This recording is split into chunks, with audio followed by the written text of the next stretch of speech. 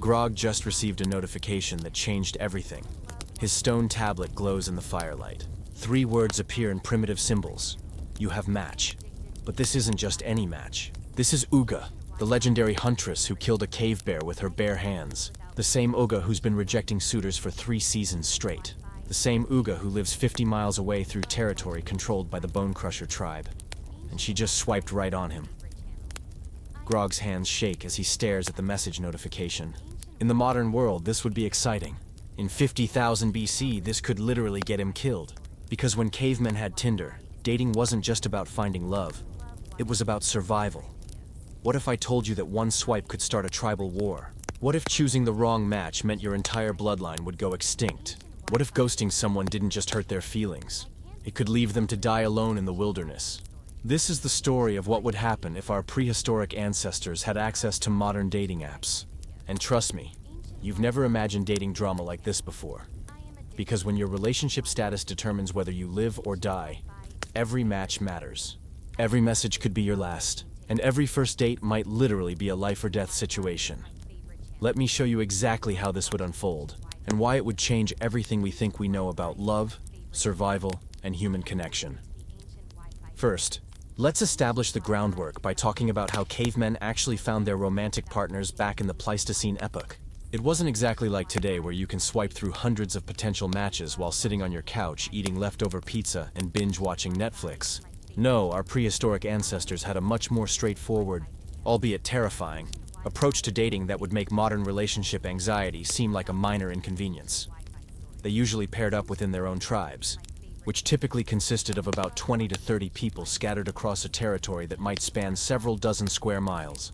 So your entire dating pool was roughly the size of a modern college classroom, minus anyone related to you within the last few generations, which narrowed things down pretty quickly. Imagine trying to find love when your total options include your childhood friends, a few cousins you can't date, and maybe 3 or 4 people who aren't actively trying to kill you over territory disputes. The criteria for a good partner were refreshingly simple and brutally practical. Can they help you survive another winter? Do they have strong genes that will produce offspring capable of outrunning predators?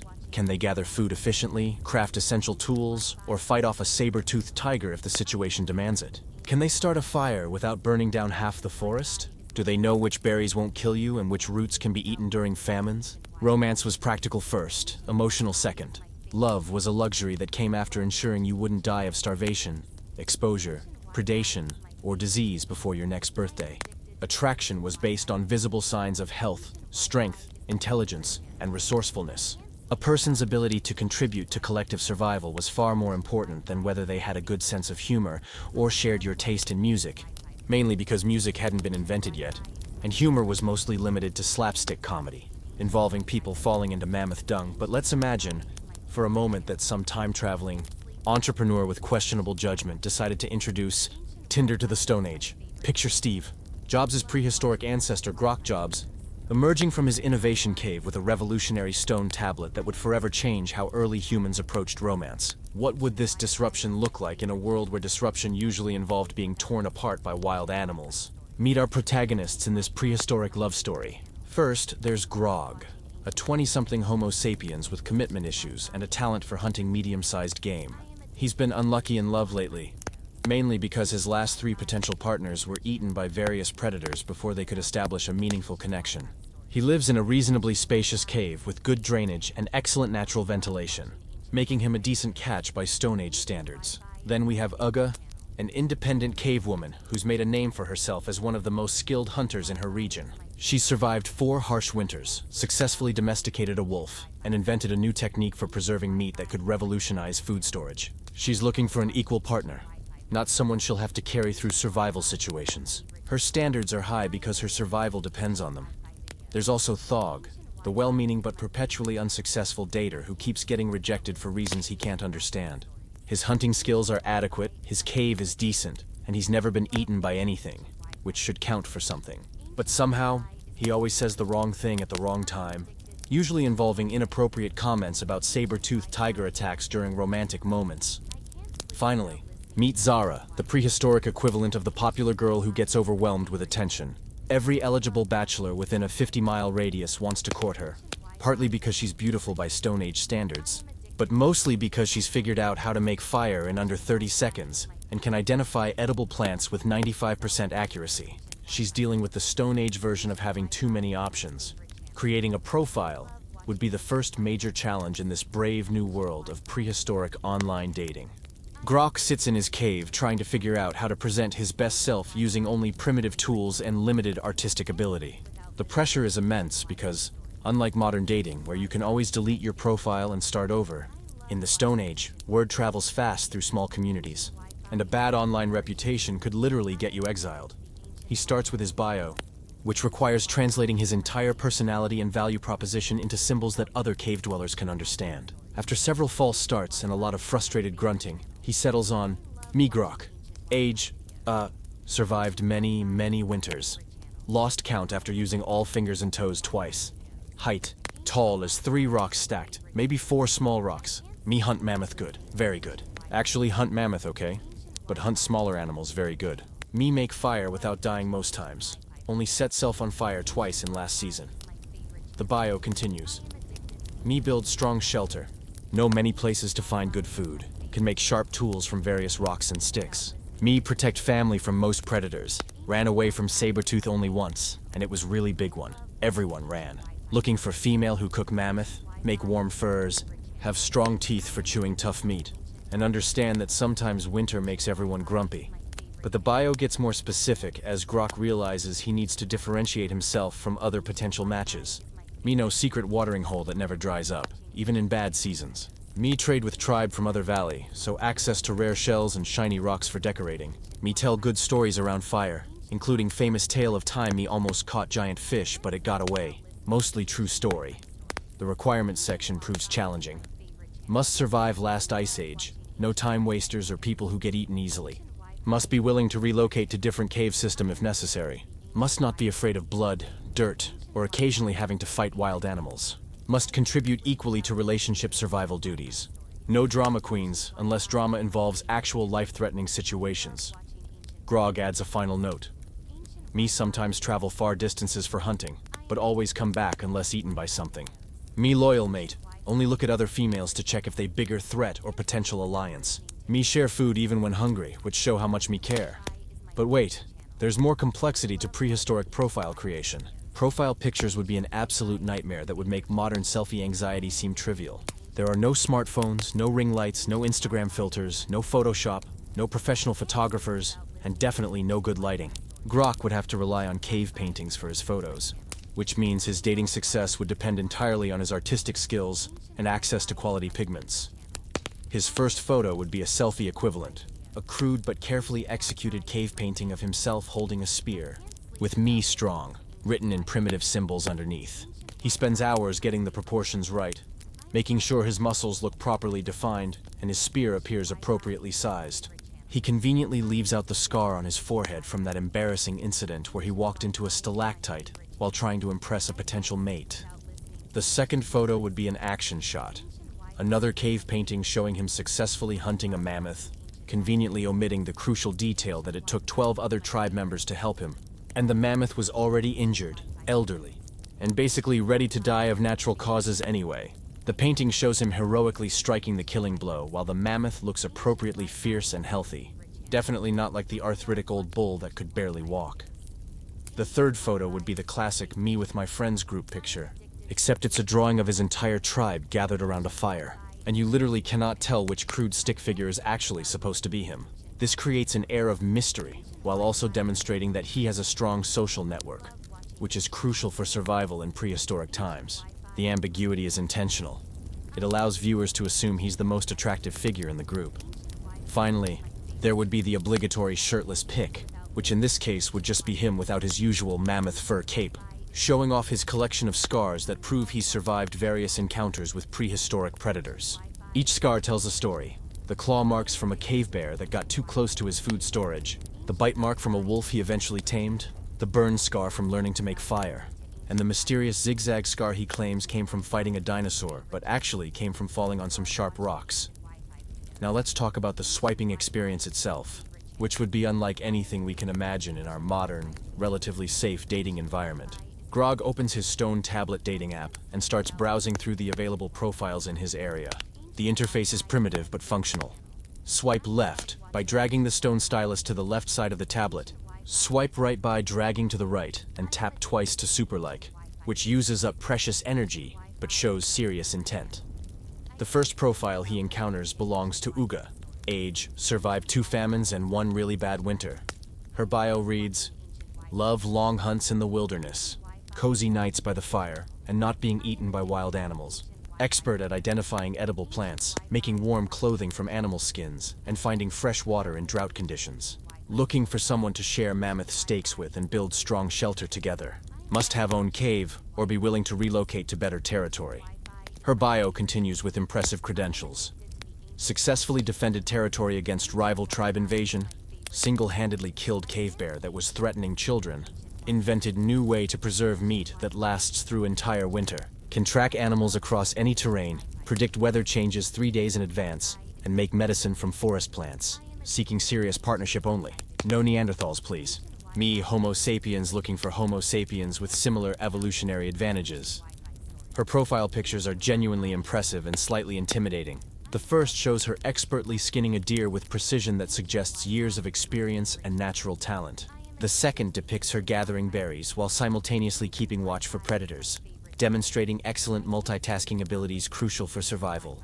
The third painting shows her standing triumphantly over a defeated cave bear, spear held high, with realistic blood spatter that indicates this is not artistic embellishment, but documentary evidence.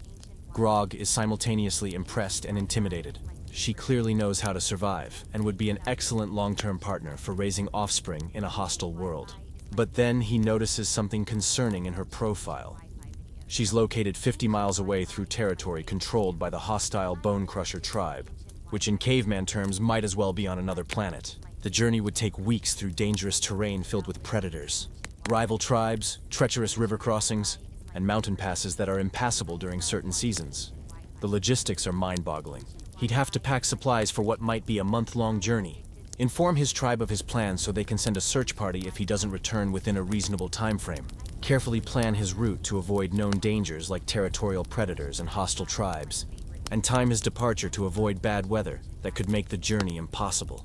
Plus, he'd have to navigate using only the stars, primitive landmarks, and his own sense of direction, with no GPS, no roads, no maps, and no safety net if he gets lost. But here's the thing about prehistoric romance. The stakes make every decision more meaningful.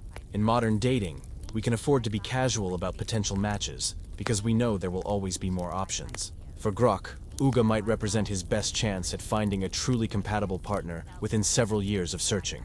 The risk of the journey might be worth it for the possibility of finding someone who could genuinely improve his chances of survival and help him raise successful offspring.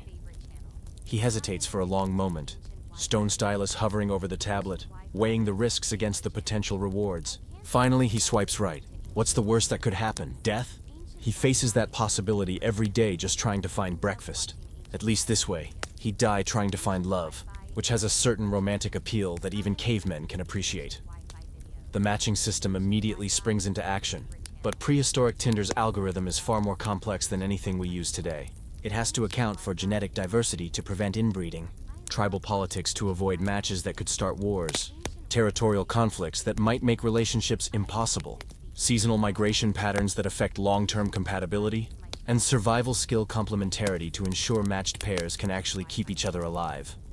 The algorithm also factors in things like family reputation, hunting success rates, tool-making abilities, medicinal knowledge, and social standing within respective tribes. It cross-references weather patterns, predator migration routes, and food source availability to determine whether potential matches would be sustainable during different seasons. It's like modern dating apps, but if they had to prevent matches from literally killing each other or causing tribal warfare. A few hours later, which in Stone Age terms is actually remarkably fast for any kind of communication, Grok receives a notification that Uga has matched with him. His heart rate increases as he realizes this means she found him acceptable as a potential survival partner and genetic contributor. But now comes the terrifying part. Actually, initiating conversation. What do you say to break the ice when you're literally living in the Ice Age, and your opening line could determine whether you find a lifelong mate or get rejected by someone whose approval might not come around again for years? Modern dating anxiety is nothing compared to the pressure Grok feels as he contemplates his first message. After considerable deliberation and several false starts, he crafts his opening line. Saw your profile. Very impressed with cave bear victory painting. Me also kill big animals sometimes, mostly smaller ones, but killed big ones when very hungry or very angry. Wanna hunt together maybe? Me know good hunting grounds, safe from other tribes. Plenty of game. The message delivery system presents its own challenges. In the Stone Age, there's no instant messaging, no internet infrastructure, no cell towers, and definitely no Wi-Fi. Messages have to be physically carried by runners who traverse dangerous territory on foot, following established trade routes and tribal agreements for safe passage. These prehistoric delivery services charge premium rates in the form of food, tools, or other valuable resources, making each message a significant investment. Uga's response comes 3 days later, which in Stone Age terms is actually impressively quick, considering the message had to travel 50 miles through territory inhabited by hostile tribes, hungry predators, and unpredictable weather conditions. Her reply is characteristically direct and practical. Thanks for message. Yes, would be interested in meeting for hunt. But fair warning, last 3 potential mates ended up eaten by various predators during courtship process. Not my fault, just bad luck with timing and predator activity in area. Still interested? This casual mention of previous suitors being eaten raises important questions about prehistoric dating safety that modern daters never have to consider.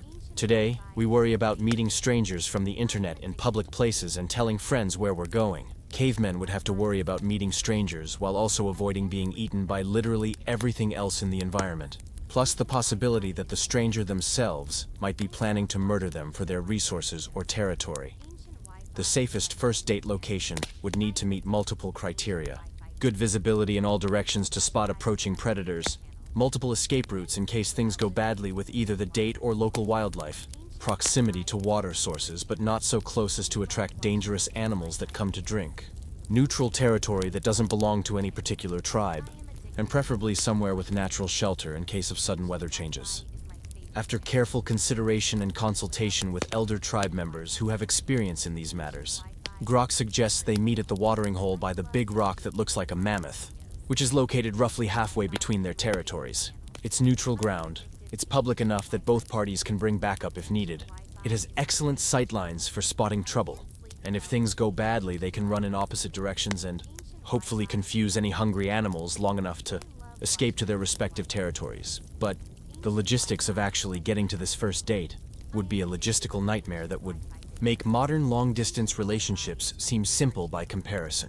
Grok would have to pack supplies for what might be a week-long journey each way, including food that won't spoil, water containers, backup weapons, fire-starting materials, emergency shelter supplies, and basic medical supplies for treating injuries that might occur during travel.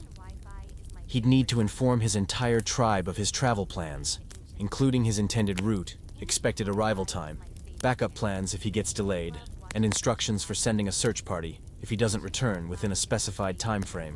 The tribe would need to agree to spare him for what might be 2 weeks of absence during which he won't be contributing to collective survival efforts like hunting, gathering, tool making, or territory defense. The route planning would be incredibly complex, requiring knowledge of current predator territories, seasonal animal migration patterns, water source availability, weather forecasts based on natural signs, safe camping spots for overnight stops, and diplomatic relationships with any tribes whose territory he might need to cross. He'd also need to time his departure carefully to avoid known dangerous periods, like mating seasons when predators are more aggressive, migration periods when large herds might trample anything in their path, or weather patterns that could make travel impossible. Meanwhile, Uga is dealing with her own preparation challenges. As the more experienced hunter, she's taking this potential partnership seriously and treating the meeting like a job interview for the most important position in her life: long-term survival partner and potential co-parent. She's researching Grog's background by sending messages to traders who might have information about his tribe, his reputation, his hunting success rates, and any potential red flags that might indicate he's not a good investment of her time and energy. Her preparation is thorough and systematic. She's checking with other tribes to verify that Grok's claims about his hunting prowess are accurate and not just artistic embellishment. She's investigating whether his tribe has any history of violence, territorial disputes, or genetic problems that might affect offspring. She's even consulting with the tribal shaman about whether the timing is auspicious for beginning new relationships, Because in the Stone Age, supernatural considerations are just as important as practical ones. When the day finally arrives, both Grog and Uga begin their journeys toward the meeting point, each carrying enough supplies to survive independently for several days, in case the meeting goes badly or gets delayed by circumstances beyond their control. The tension is incredible, because this isn't just a casual coffee date. It's a potentially life-changing encounter that could determine their genetic legacy and survival prospects for years to come. Grog's journey takes 4 days, during which he successfully avoids 2 different predator encounters, navigates around the territory of a hostile tribe, and only gets lost once when following a game trail that led him several miles off course. He arrives at the meeting point tired, dirty, and nervous, but alive and on time, which in the Stone Age counts as a major achievement worthy of respect. Uga's journey is slightly more eventful. She takes a more direct route that saves time but increases risk, successfully hunts a small deer along the way to provide fresh meat for their meeting, and arrives a day early to scout the area for potential dangers and prepare a backup plan in case predators show up during their date. Her early arrival and thorough preparation demonstrate exactly the kind of forward-thinking survival skills that make her such an attractive long-term partner. When they finally meet, the conversation is refreshingly direct and practical, completely free of the small talk and social games that complicate modern dating. There's no discussion of favorite movies, travel experiences, or career ambitions, because none of those concepts exist yet. Instead, they get straight to the essential questions that actually matter for long-term compatibility and mutual survival. How many winters have you survived? Uga asks without preamble, studying Grog's physical condition for signs of strength, health, and experience. 15, maybe 16, Grog responds honestly. Lost count during the really bad winter when half my tribe died. You? 12, but they've all been harsh ones. I've never lived through an easy season. She's testing his resilience and adaptability while also establishing her own credentials as a serious survivor. The conversation continues, with equally direct questions. What's your success rate hunting large game? Any hereditary diseases or genetic weaknesses I should know about? How do you handle conflict resolution within your tribe? What's your position on territorial expansion versus defensive strategies? How many children do you want? And what's your plan for keeping them alive through their first few winters? But there are also moments of prehistoric romance that would be completely alien to modern daters but perfectly meaningful in their context. Grog presents Uga with a carefully crafted spear point that he made specifically for this meeting, demonstrating not only his tool-making skills, but also his investment in their potential relationship. The spear point is perfectly balanced, sharp enough to penetrate thick hide, and decorated with intricate patterns that show artistic ability and attention to detail. Uga responds by sharing some rare berries she gathered from a dangerous location during her journey, demonstrating her foraging expertise, her willingness to take calculated risks for special occasions, and her understanding that sharing food is the ultimate expression of trust and affection in their world. The berries are not only delicious, but also have mild medicinal properties that could be useful during cold season, showing that her gifts have both immediate and long-term value. They decide to hunt together as their first shared activity, which serves multiple purposes: testing their compatibility as working partners, demonstrating their respective skills, and providing food for an extended conversation over a shared meal. Working together successfully on a hunt requires communication, coordination, trust, and complementary abilities, basically everything needed for a successful long-term partnership. The hunt goes well. They successfully track and kill a medium-sized deer using teamwork that feels natural and efficient. Grog's strength and throwing accuracy complement Uga's tracking skills and strategic thinking. They communicate effectively using hand signals and whispered instructions, showing they can work together quietly when stealth is required. Most importantly, they both demonstrate courage and competence when facing a potentially dangerous situation. During the meal preparation and cooking process, they continue evaluating each other's practical skills. Uga shows Grog a more efficient way to start a fire that uses less fuel and produces less smoke, reducing the risk of attracting unwanted attention. Grog demonstrates his knowledge of local plants by adding edible roots and herbs that enhance the flavor of their meal while providing additional nutrition and medicinal benefits. The conversation over dinner reveals deeper compatibility, issues that go beyond basic survival skills. They discover they have similar philosophies about risk management. Both prefer calculated risks over reckless behavior, but neither is so conservative as to miss opportunities for advancement. They share similar values about family loyalty, tribal responsibility, and resource sharing. Most importantly, They both understand that successful relationships require constant work and mutual support, especially when survival is never guaranteed. But they also discover some potential challenges that would need to be addressed if they decided to pursue a long-term relationship. Their tribes have different approaches to conflict resolution. Grok's people prefer negotiation and compromise, while Uga's tribe tends toward more direct confrontation. Their territorial preferences are somewhat incompatible. She likes the security of cave systems, while he prefers the flexibility of portable shelters that allow for seasonal migration. There are also practical considerations about genetics and offspring that modern daters never have to discuss explicitly. They need to ensure their genetic backgrounds are sufficiently different to produce healthy children, but not so different as to create offspring who can't adapt to local conditions. They discuss family medical history, including which relatives died from diseases versus accidents versus predator attacks, to assess potential genetic risks. The physical attraction component of their relationship is different from modern dating, but no less important. Prehistoric beauty standards focus on indicators of health, strength, and reproductive fitness, rather than arbitrary aesthetic preferences. Uga is attracted to Grok's scars because they demonstrate survival experience and his ability to heal from injuries. Grok finds Uga's calloused hands appealing because they show. As the evening progresses, they realize they're genuinely compatible on multiple levels: practical, intellectual, and physical. But this creates a new challenge. What happens next? In modern dating, this might lead to planning a second date next weekend. In Stone Age dating, successful first dates often lead to immediate discussions about permanent relocation, tribal integration, and long-term survival strategies.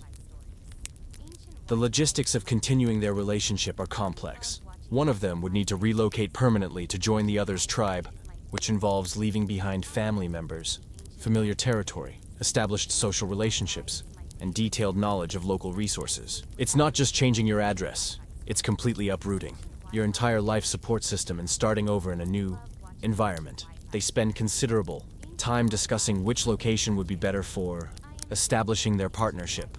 Grok's territory has better hunting grounds and is closer to trade routes, but Uga's area has superior natural defenses and more reliable water sources. They consider establishing a new territory together, but that would require finding unclaimed land that's capable of supporting them, which is increasingly difficult as human populations grow and expand into new areas. There's also the question of tribal politics and social integration. Both of their tribes would need to approve the relationship, not because of romantic sentiment, but because intertribal partnerships affect alliance structures, resource-sharing agreements, and potential conflict situations. A bad marriage could destabilize diplomatic relationships that are crucial for everyone's survival. As their first date extends into a second day, they make a decision that demonstrates the serious, practical approach to relationships that modern daters often lack. They're going to spend several more days together, testing their compatibility in various survival situations before making any long-term commitments. This extended courtship period will include hunting different types of game, dealing with bad weather, handling equipment failures, and managing the stress of potential danger.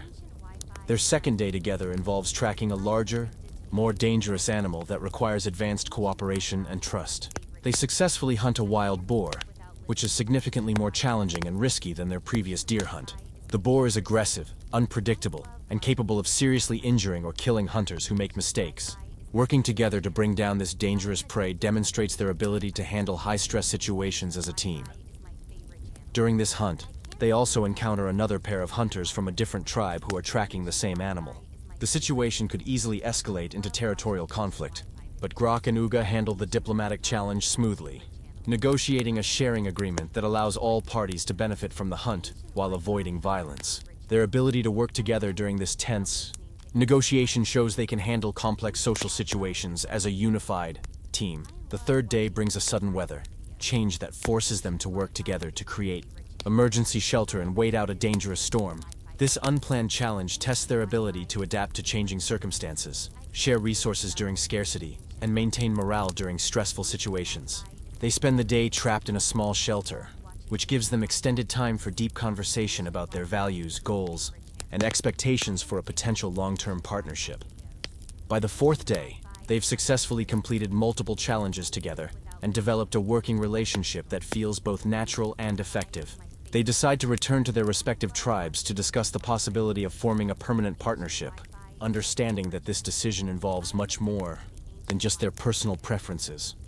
The return journeys give each of them time to process their experiences and prepare for the complex negotiations that will be required to merge their lives. They've agreed to send messages to each other within one lunar cycle, allowing time for tribal consultations and practical arrangements for potential relocation. Meanwhile, let's check in with our other prehistoric daters to see how their experiences compare. Thog, our perpetually unsuccessful dater, has been having a completely different experience with Stone Age Tinder. His profile, while honest, reveals some of the challenges that make prehistoric dating even more difficult than modern romance. His bio reads, "Me Thog. Age not sure but survived many seasons. Height average, maybe little below average but very determined. Me hunt okay, mostly small animals, but caught big fish once by accident when fell in river." His profile continues with unfortunate honesty. "Me live in cave with mother and sister because family stick together. Cave little small but cozy, only floods sometimes during heavy rains. Me make tools, not best tools, but tools work mostly.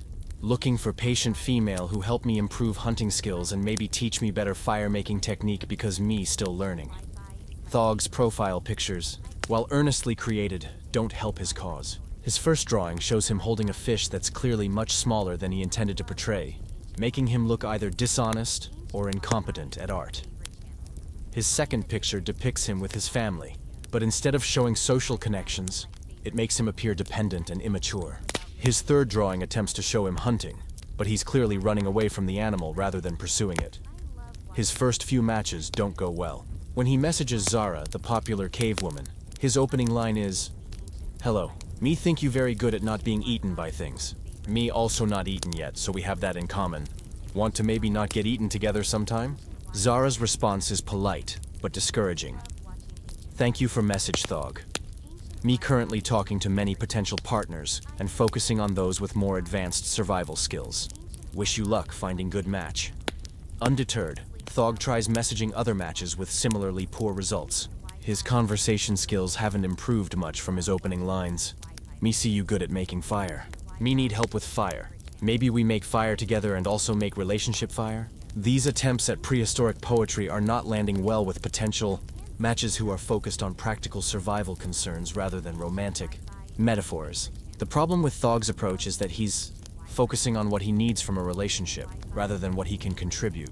In the Stone Age dating market, this is a fatal flaw because everyone is evaluating potential partners based on their ability to improve mutual survival prospects. Thog's messages make it clear that he would be a burden rather than an asset, which makes him fundamentally unattractive regardless of his personal qualities. After several weeks of rejections, Thog decides to improve his approach by upgrading his skills and his profile. He spends a month practicing hunting with more experienced tribe members, learning advanced fire-making techniques, and improving his tool crafting abilities. He also works on expanding his knowledge of edible plants, basic medicine, and weather prediction. His updated profile reflects these improvements. Me Thog. Recently completed advanced hunting training with tribal experts.